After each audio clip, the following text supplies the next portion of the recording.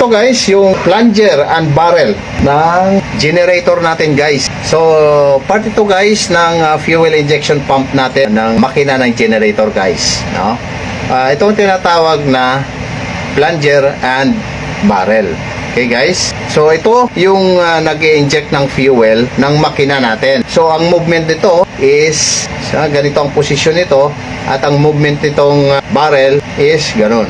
Okay? Ganyan. Okay guys? So, dito yun mag-i-inject ng fuel sa itaas. Okay guys? At dito naman yung pasukan. Kung makikita nyo guys, may butas yan, kabilaan. Okay? So, may butas yan guys, kabilaan. Dito yung pasok ng fuel.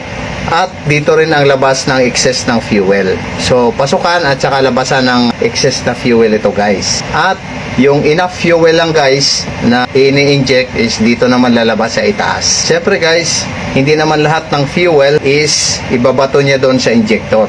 Mayroon lang certain amount of fuel na ibibigay niya sa demand or sa load ng generator natin. Kinokontrol lang yun guys ng governor, no? Governor ng engine natin. So, yun ang nagko-control guys ng fuel natin sa makina. So, gaya ng nasabi ko guys, syempre ito guys, nakapaloob ito guys sa body, no, ng fuel injection pump natin. So, itong part na ito guys, nasa loob, hindi natin nakikita.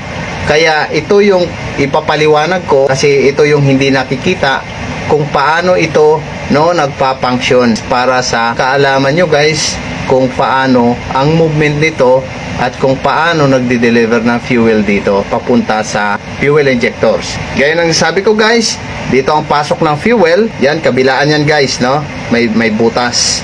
Dito ang pasok ng fuel at dito rin niya tinatapon yung excess na fuel guys. At ang labas niyan is dito, ibabatonan niya sa injector. So, syempre, yung barrel niya is nandito. Partner kasi yan dyan, guys, plunger and barrel. No? So, ito naman yung plunger natin, guys. No? Yan. So, ito yung barrel. Alam mo naman yung barrel, parang barrel ng baril. Pag sinabing barrel, ayan guys, di ba? Yan, butas. No? At saka ito yung plunger. Kasi ito yung magpa-plunge. Di ba, guys? So, ganun lang yon, plunger at saka barrel. Okay, guys? So, itong plunger, guys, no? Kung makikita nyo, no? Mayroong ganito, no? Kung saan dito nakakabit yung gear. Para yung tulak, no? Ito yung iikot-ikot niya. Ganito yung movement nito, guys. Ikot ng ganyan, ganyan. Pag nag-increase ng fuel, ikotin ng ganyan. Habang ang movement nito is ganito, no? Up and down. At kung mag-increase ng fuel, iikutin ito ng governor na ganon, no? Para dumagdag yung fuel. At kung medyo konti lang yung load, babawasan niya, no? Isiikutin niya ng ganyong konti, no? So, papaano yun, no? Papaano yun nagtatrabaho? Okay, guys? So, kung mapapansin nyo, guys, itong flanger, guys, mayroon itong groove. Yan, kung makikita nyo guys, no, may groove talaga yan. Yan yung design, may groove na ganyan. Kabilaan yan guys, parehas. No? Ang design na yan guys is may purpose kung para saan. No? At yung design na groove na yan guys is dito yan guys, no? Tatama sa butas. Okay guys, dito sa butas. So itong butas na ito, no, ito ang magkukontrol ng fuel natin na i-inject dito sa injector, no? So, depende sa, gaya nga ng nasabi ko, depende sa demand dyan ng load natin, no? Depende sa demand ng load ng generator natin at yun din ang ibibigay ng governor natin. So, paano ang movement guys? Kapag ang generator natin guys is nasa stop position, yan guys ha, kapag ang generator natin is nasa stop position, so itong butas na ito guys, no, kabilaan yan, itong butas na ito, makikita mo guys yung groove na ito, no, hanggang taas, yan, may groove, yan, groove, no, hanggang taas ha, yan, mula doon hanggang dito, no, so naka-align yan guys dito sa butas. Yan yung stop position ng makina natin. Yan guys, oh, yung groove, no? Hinatak na ng governor yan guys, no? By linkage na naka-align dito yan guys sa groove. Na kahit ano pang movement ito guys, no? Walang injection na mangyayari kasi nga lalabas lang din dito yung pressure. Kasi nga dito sa groove dadaan yung fuel. Okay guys. Ang clearance kasi nito guys ng plunger at saka barrel is halos 0-0 ito guys, no? Sakto lang to guys, no? Halos walang clearance. Kung saan kapag tinakpan mo itong mga butas at nasa loob ito, kahit ganunin mo guys, no? Hindi babagsak ito, no? Kasi almost 0-0 yung clearance nito guys. Okay, at sa pagpapatuloy natin guys, no? So basta't ito guys, no, itong groove na ito, no, yan ang magko-control ng fuel natin na i-inject or i-deliver natin sa fuel injector. So ayan guys, nakikita nyo. Okay, so pag nag-start na yung generator natin guys, so pipihitin yan guys, iikutin ito ng governor guys, no, para itong groove na ito, no, is tatakip sa butas. Okay, so itong imagine mo yan guys, no, pag itong dulo na ito, itong dulo ng groove at dito sa butas na ito, no, matatakpan yan. Okay guys, so magkaroon na ng injection ng fuel. Yung minimum yan, yung matatakpan yung butas. Kasi hanggat hindi matatakpan yung butas, walang injection or walang fuel delivery na mangyayari dito sa ibabaw.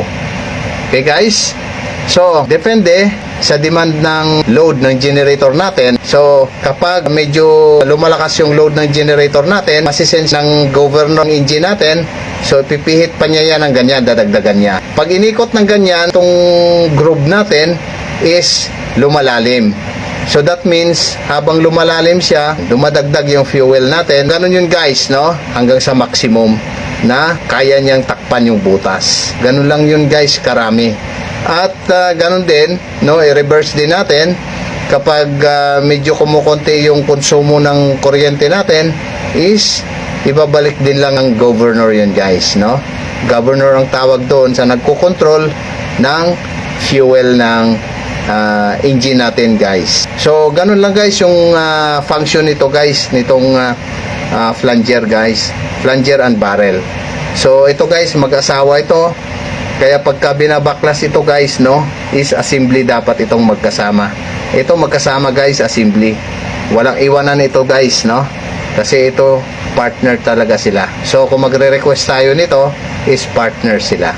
Hindi pwedeng i-interchange ito guys, kasi yung contact nila sa loob is mababago. So once again, at stop position guys, itong groove, no, na mula dito hanggang dito sa ibabaw is nakatapat yan sa butas dito, no, ng barrel. Kaya walang injection na mangyayari, walang fuel na aakyat sa taas at tatakbo doon sa injector natin. Kapag pinaandar na natin yung engine, tatakpan niya yung butas. Matatakpan yan kapag ito'y pinihit na ng governor. Ipapakita ko sa inyo guys, no, kung paano, hoping na makikita natin sa butas. Iilawan na lang natin guys. So ipapasok natin dito guys yung plunger guys sa barrel. Dahan-dahan lang guys natin para pumasok. Ayan guys. So kung makikita natin guys, okay, so iilawan natin at sisilipin guys, no. So kung masisilip natin yan guys dito, makikita natin yan guys, no, sa butas. Dito mo masisilip, no, sa butas yung groove na yon na sinasabi ko kanina. Yan guys. Ito naman is stationary guys, no. Itong barrel, naka-stationary yan guys, walang movement, no, naka-steady lang yan. Yung may movement nito guys, itong plunger, kasi gaganon-ganon ito, up and down ito guys. Pero up and down at saka umiikot ito guys, kasi kinokontrol ito ng governor guys. Yan, gumaganyan yan guys, tapos gaganyan lang, iikot, ganyan, ganyan. ikot depende sa demand, no, ng load ng generator natin. Hoping guys na sa pamamagitan ng pagtuturo ko dito is may nakuha naman kayo. And if you found it interesting guys and educational, please share guys, no, para sa maraming makapanood din naman guys, no, para sa mga estudyante natin dyan, sa mga gustong matuto. Sana na-share ko naman sa inyo at naipaliwanag ko ng maayos ang function ng flanger and barrel natin.